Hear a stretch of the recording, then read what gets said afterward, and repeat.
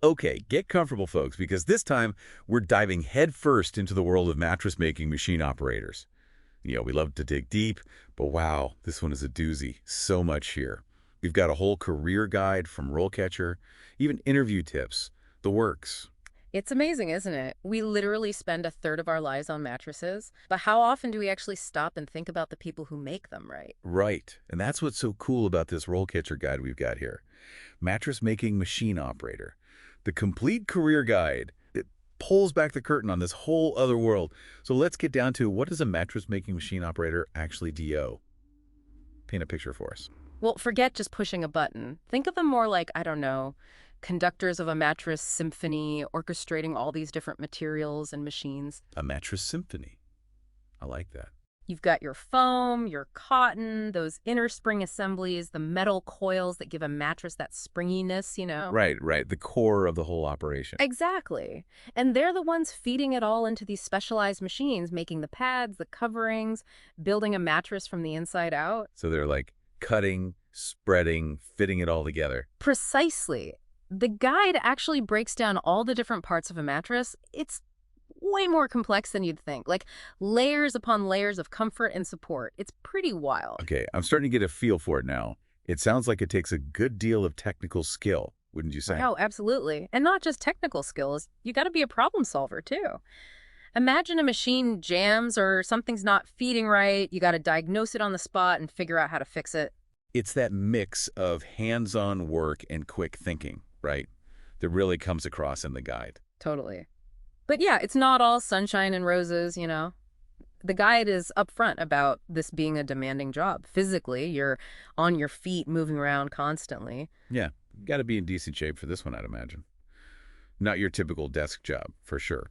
Although there's a creative aspect to it too, right? I mean, the guide mentions experimenting with different materials and techniques. Oh, for sure. There's definitely space for that. And the guide makes a point of saying those opportunities tend to come with experience. You work your way up, kind of like leveling up in a video game. They've got this whole career ladder laid out, starting from entry level all the way to lead mattress making machine operator. Okay, now you've got me hooked. Let's unpack that career path a little. What are we talking about at the entry level? What's a typical day like for someone just starting out? Well, at the entry level, think of it like you're an apprentice. You're shadowing the more experienced operators, getting a feel for things. Right, learning the ropes. Exactly. The guide mentions stuff like setting up the machines, helping out with material changes, and those quality control checks. Got to be on top of those. It's all about building that foundation. Paying your dues, absorbing all that knowledge. Yeah. Then, as you progress, you get more autonomy. Yeah. More responsibility. Precisely.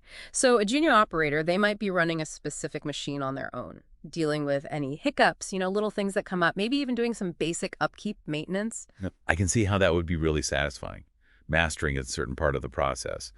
What about the next step up, senior mattress making machine operator? That's where the leadership stuff kicks in, yeah. Yeah, you got it.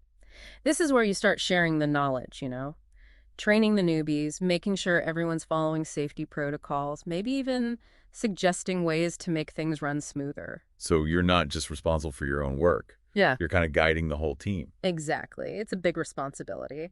But the guide really emphasizes that sense of, I don't know, like ownership you develop over the process. Right. Taking pride in your work. Okay, so now for the big leagues, lead mattress making machine operator. This is it, the top of the mattress mountain.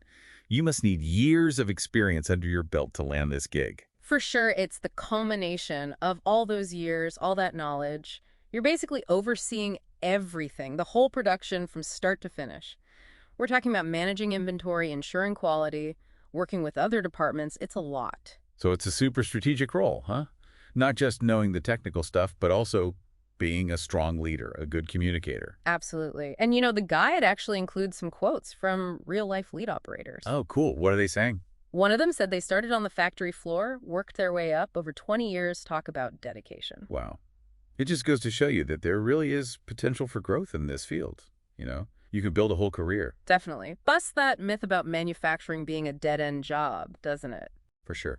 Speaking of finding opportunities, we got to talk about this RoleCatcher platform a little more. It's got to be said that's a catchy name. Yeah. But it sounds like they're doing some really innovative stuff with technology and job searching. Yeah, I mean, this AI-powered resume builder they've got, tailoring your resume to a specific job description, that's pretty slick. Right. It's like having, I don't know, a personal marketing team in your back pocket. Yeah. And speaking of getting an edge, that interview prep tool, wow, over 120,000 interview questions. Are you kidding me? That's a lot of questions. I mean, think about it. You could practice answering questions specific to a mattress making machine operator role. Even get AI feedback on your performance. That's huge. It's like having a secret weapon, Yeah. especially for those tricky behavioral questions, you know? Tell me about a time you failed. Ugh, I hate those. Me too. But apparently, RoleCatcher's AI can analyze your answers, give you tips on everything, even your body language. Oh, way. It's wild. Talk about taking the guesswork out of interview prep. But, beyond the cool tech stuff, what I find most interesting about RoleCatcher is how they emphasize transferable skills. They even have this feature that helps you identify those hidden gems in your work history and apply them to different fields. Pretty cool, huh? Totally.